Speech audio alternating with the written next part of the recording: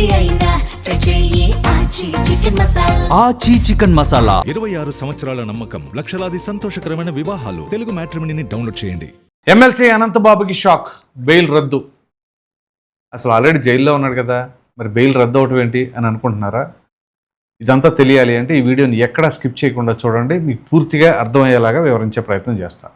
ఇక విషయానికి వచ్చేసరికి వైసీపీ ఎమ్మెల్సీ అనంతబాబు ఆయన ఎదుర్కొంటున్నటువంటి ఆరోపణ కానీ ఏంటి అంటే, డ్రైవర్ సుబ్రహ్మణ్యాన్ని హత్య చేసి డోర్ డెలివరీ చేసిన ఘనత ఇతనిది అని చెప్పేసి కేసు ఉంది కదా. ఈ హత్య కేసుకు సంబంధించిన దాంట్లో ఆయన గతంలో జైల్లో ఉన్నాడు, ఆ తర్వాత బెయిల్ వచ్చింది. సో బెయిల్ ఇచ్చినప్పుడు కొన్ని కండిషన్స్ ఉంటాయి, ఆ నిబంధనలు ఎక్కడా కూడా అతిక్రమించకూడదు. సో అంటే ఈ కేసుకు సంబంధించిన దాంట్లో సాక్షులను బెదిరించడం కానీ, ప్రలోభాలకు గురి చేయటం కానీ, ఇంకా ఇతరత్ర ఏదైనా సరే చట్టాన్ని ఉల్లంఘించే పనులు చేయటం కానీ ఏమీ చేయకూడదు అనేది ఉంటాయి. ఆ యొక్క కండిషన్స్ మీదే బెయిల్ ఇస్తారు. ఓకే, బెయిల్ మీద వచ్చాడు, సరే వైసీపీ అధికారంలో ఉంది కాబట్టి మన ఇష్టం ఏదైనా చేస్తాం. పైగా జగన్మోహన్ రెడ్డి గారు ఏంటి అంటే ఎమ్మెల్సీ ఇచ్చాడు కదా, ఆయన ఎవరు మామూలు వ్యక్తి కాదు, ఎమ్మెల్సీ, పెద్దల సభ. సో ఇక జగన్మోహన్ రెడ్డి గారు పక్కన కూర్చోబెట్టుకుంటాడు, ఎందుకంటే మర్డర్ చేశాడుగా ఎమ్మెల్సీ. ఇక ఒకదాని మీద ఒకటి అడ్వాంటేజ్ల మీద అడ్వాంటేజ్లాగా భావించారేమో, పక్కన కూర్చోబెట్టుకుంటారు, శాసన మండలికి వెళ్తారు, మాట్లాడతారు. సరే, సాధారణంగా ఎమ్మెల్సీలకి ఎవరిని పెడతారంటే మేధావుల్ని, లేకపోతే బాగా చదువుకున్న వారిని, వాళ్ళ యొక్క మేధస్సును ఉపయోగించాలి అనే ఉద్దేశంతో పంపిస్తారు. మరి వైసీపీ ఏంటి అంటే ఒక కొత్త తరహా యువకులు, ఉత్సాహవంతులు, హత్యారోపణలు ఎదుర్కొంటున్న వారిని ఎమ్మెల్సీలు చేస్తారు. ఎమ్మెల్సీగా ఉండగానే ఆయన ఇది ఈ ఆరోపణ వచ్చింది కాబట్టి ముందుగా ఎమ్మెల్సీ అయ్యాడు, అది వేరే విషయం. ఎమ్మెల్సీ అయిన తర్వాత ఏం చేశారంటే ఇది. సరే, ఇది అలా ఉంచుదాం. బెయిల్ మీద వచ్చాడు కదా, భారీ ఊరేగింపుతో నడుస్తూ ఉంది. సో ఇటీవల ఏంటి అంటే కొంతమంది సాక్షులను ఫస్ట్ ప్రలోభాలకు గురి చేశారు, ఆ తర్వాత బెదిరించారు, భయపెట్టారు అని చెప్పేసి సర్పవరం పోలీస్ స్టేషన్లో ఈయన పైన కేసు నమోదయ్యింది. ఆ కేసుకు సంబంధించిన దాంట్లోనే ప్రస్తుతం రాజమండ్రి సెంట్రల్ జైల్లో ఉన్నాడు. సో అందుగురించే ఈయన నిబంధనలు ఉల్లంఘించి మరి ఆ రకంగా సాక్షులను బెదిరించాడు అని చెప్పేసి ఆయన పైన కేసు నమోదైంది కాబట్టి, సో ఆయన బెయిల్ను రద్దు చేయండి అని చెప్పేసి పిటిషన్ వేశారు. సో ఆయనకి ఏదైతే ఆ హత్య కేసుకు సంబంధించిన దాంట్లో బెయిల్ వచ్చిందో ఆ బెయిల్ను రద్దు చేయండి అని చెప్పేసి. సో తాజాగా హైకోర్టు దానిపైన విచారణ జరిపిన తర్వాత అది నిజమే అని నిర్ధారించుకున్న తర్వాత ఇప్పుడు ఆయన బెయిల్ రద్దు చేశారు. సో ఏం జరగబోతుంది అని అంటే, ఇప్పుడు బెయిల్ రద్దు అయింది కదా, ఇప్పటి నుంచి ఇక ఆ కేసు తేలేదాకా ఆయన జైల్లోనే ఉంటాడు. మరి ఎప్పుడు తేలుతుంది? ఇక్కడ మనం గమనించుకోవాల్సిన అంశం ఏంటి అంటే, రేపు 20వ తేదీ నుంచి రెగ్యులర్ విచారణ ప్రారంభం కానుంది. ఈ రెగ్యులర్ విచారణ ప్రక్రియ ఎప్పుడు పూర్తయిపోతే అప్పుడు తీర్పు వస్తుంది. ఆ తీర్పులో ఏమని ఉంటే ఆ ప్రకారంగా ఉంటుంది. ఆ శిక్ష ఏం పడుతుంది? జీవిత ఖైదు పడుతుందా, లేదా నిర్దోషాన్ని తేల్తాడా ఏంటి? ఒకవేళ నిర్దోషి అనుకుందాం, నిర్దోషి అనుకుంటే మరి ఇప్పుడు సాక్షులు ఎందుకు బెదిరించాడు? అంతే కదా.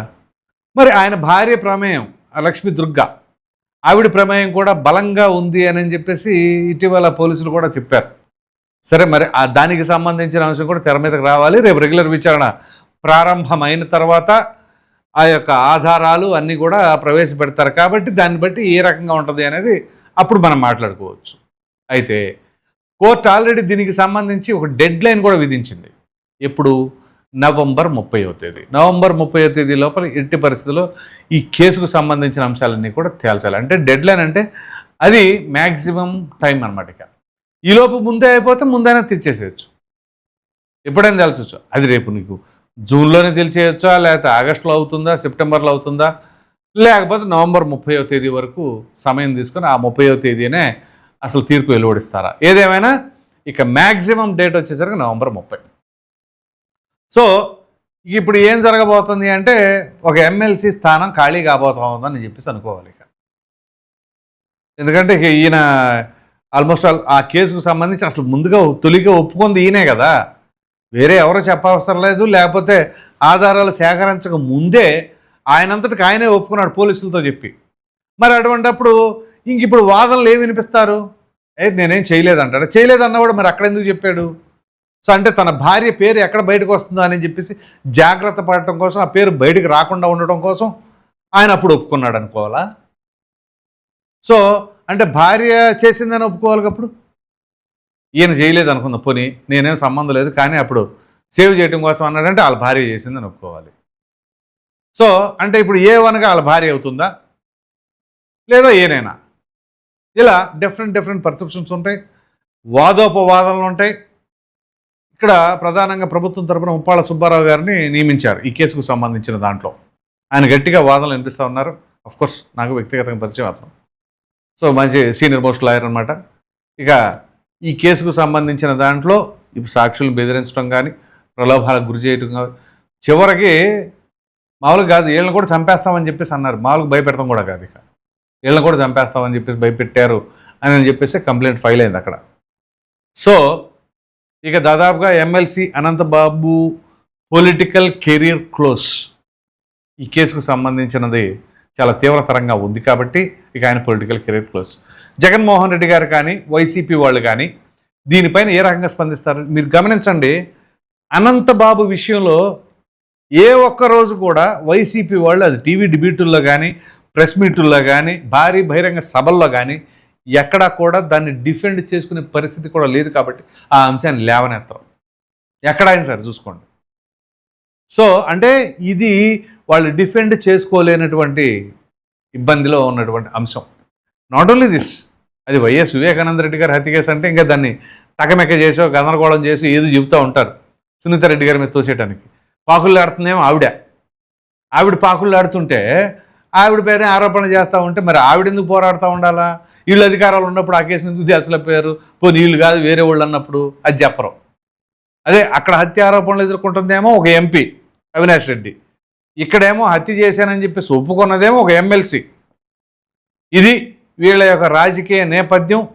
వాళ్ళు చూసే క్వాలిఫికేషన్స్ ఏంటి అంటే ఒక ఎమ్మెల్సీ కావాలంటే ఒక మర్డర్ కేసు, లేదా ఒక ఎంపీ కావాలంటే ఇంకో మర్డర్ కేసు అని చెప్పేసి ఇట్లాంటి ఆరోపణలన్నీ కూడా ఎదుర్కోవాల్సి వస్తుందా? మరి వీళ్ళ మీద ఎందుకు వస్తున్నాయి ఆరోపణలు? పోనీ ఇవన్నీ కూడా ఏదో ఫేక్ ప్రచారాలు, ఏమీ జరగలేదు అనుకుందాం. వీళ్ళపైన ఎందుకు వచ్చినాయి? అక్కడ మర్డర్ జరిగిన మాట వాస్తవమే, శవం ఉన్న మాట వాస్తవమే కదా. శవం ఉంది, ఆ శవం అంటే సహజ మరణమా మర్డర్ అయినప్పుడు ఎవరో ఒకళ్ళు చేసి ఉండాలిగా. పోనీ వీళ్ళు కాదు, ఎవరో ఒకళ్ళు చేసి ఉండాలిగా. ఆ ఎవరో ఒకళ్ళైనా పట్టుకోవాలిగా. మరి అది ఇప్పుడు నేను చెప్తున్న ఈ 2 ఉదంతాల్లో కూడా వైఎస్ వివేకానంద రెడ్డి గారి హత్య కేసుకు సంబంధించిన దాంట్లో 5 ఏళ్ల పదవి కాలంలో ఎప్పుడు కూడా ఆ నిందితులు ఎవరు లేకపోతే పట్టుకుందామనే ప్రయత్నం అప్పుడు ప్రభుత్వం చేయలే. ఇక డ్రైవర్ సుబ్రహ్మణ్యం కేసు వచ్చేసి ఏకంగా 2022లోనే జరిగింది, వాళ్ళ హయాంలోనే. పోనీ ఎవరైనా సరే దీనిపైన విచారణ వేసి తేల్చారా? తేల్చలా. ఇప్పుడు నిందితులను ఇంకెవరైనా పట్టుకున్నారా? పట్టుకోవాలా. ఎందుకని? ఇంకప్పుడు ఎవరు అయ్యి ఉండాలి? ఇప్పుడు ఎవరైపైన అయితే ఆరోపణలు వస్తున్నాయి అవి అయ్యి ఉండాలి, లేదా వేరే వాళ్ళన్నా పట్టుకొని ఉండాలి. పాపం మరి ఇంకెవరు దొరకలేదేమో మరి. సో అలా ఏ రకంగా చూసినా ఈ కేసుకు సంబంధించిన అంశంలో అనంతబాబు ఇక తప్పించుకునే ఆప్షన్ అయితే నాకు తెలిసి 0.01% కూడా లేదు.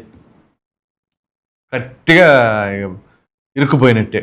ఒకవేళ అలా కాకుండా మళ్ళీ జగన్మోహన్ రెడ్డి అధికారంలోకి వచ్చుంటే ఈ కేసులు ఏమి ఉండవు. ఎందుకంటే వాళ్ళ అధికారంలో ఉన్నారు కాబట్టి ఇంకా ఎవరిని బెదిరించాలన్నా లేకపోతే ఒక మర్డర్ గురించి ఇంకో మర్డర్ చేయాల్సి వచ్చినా ఏదైనా జరగవచ్చు. కానీ ఇప్పుడు ఆ పరిస్థితి లేదు.